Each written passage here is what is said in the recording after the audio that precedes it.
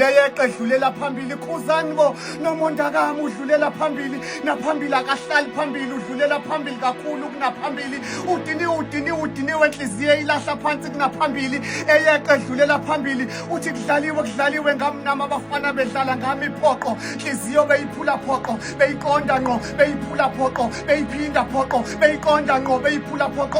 udiniwe manje udlulela phambili uyoyiphindiselela mpungo sekhuzani bo nangu nomuntu edlulela phambili naphambili akahlali phambili udlulela phambili kunaphambili uthi kudlaliwe ngamnama abafana bedlala ngami kade bekezela Nkosi yami ebekezela Nkosi yami ebekezela exolisa noma engonanga lutho umntana omuntu ezama ukwakha uthando nalapho lingekho khona eyifaka khona ngethemba lokuthandwa khona ngoba siyakuthanda nokuthandwa siyakuthanda Nkosi yami sigcina sesincenga ukuthandwa nabantu abangayimisele ngokusithanda sibekezelela amaphutha abo kwethi ngesikhathi ukudlula ukubashiya namaphutha abo ungoseyazi kunzima kanjani ukuhlala enhlizweni ulinde uthande enhlizweni engasoze yakuthanda ngendlela wena ofisa ukuthandwa ngayo uyihluphe ngomuntu yena ongayihluphi ngokuyihlupha ngawo yazi ngoba abanye basithandela ukudlula kithi ayu forever nathi Nkosi sizwele nathi sisothandweni la siyashayeka njalo siqala phansi okanye sidlulela phambili nomonde phoqo uphethe inhliziyo ngesandla udlulela phambili nanso-ke inkinga Mpungose yazi kwesinye isikhathi sinokujaha ukudlulela phambili kanti asikakapholi sifike kwabanye sithunuke ngey'bazi zabanye esiyithole kwabanye sadlulela nazo kwabanye ngethemba lokuthi izopholiswa abanye kanti cha qahlala phansi uqale ngokuphola kuqala ngaphambi kokuthi udlulele phambili basiyala abadala omamlady D bathi sihlale phansi silinde omaqondana sahlala phansi salinda kwathiwa sihlale phansi silinde omaqondana sahlala phansi phela salinde omaqondana nabo esiqondane nabo singaqondile ukuqondana nabo sasheshe sagejana futhi nomaqondana bekungasekho ukuqondana kahle manje sihlezi la ney'baze enhlizweni siyayibuza silimale kanjani okanye mhlawumbe sihlangane nabantu aba-wrong besi-right okanye mhlawumbe besi-wrong ngokuba right kubantu aba-wrong kungosikupho right le incwadi yamaphutha othando nomonto ifundeka kanje ufunde ukubekezela kodwa ungahlaleli phela ilutho kumuntu egameni lokubekezela ngoba kunomehluko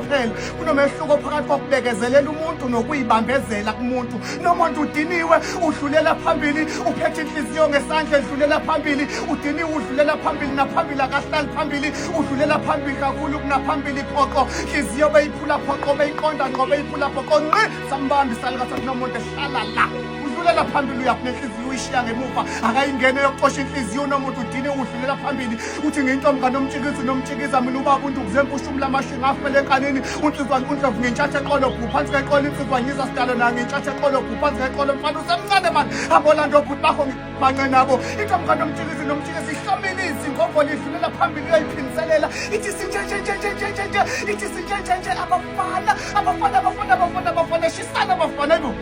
nakuthiwa shisa manje usenzeni ekhaya khona ziphi imoto enanisikhohlisa ngazo nisashishela niqhame ngey'moto zakanokusho ngoba manje uma sesigula anitholakali ukusisa esibhedlela sigcina sesifele ezandleni zabanye kanti ukufa sakuthatha kini iphi imali eningi enanisikhohlisa ngayo nisashishela nithi emsebenzini nihola kahle kanti nifuna ukuhola thina mani kuqhamuka omunye unomonto ethi ayimpela shisana abafana esho Nkosi yami uphethe inhliziyo ngesandla uzama ukuyiphesha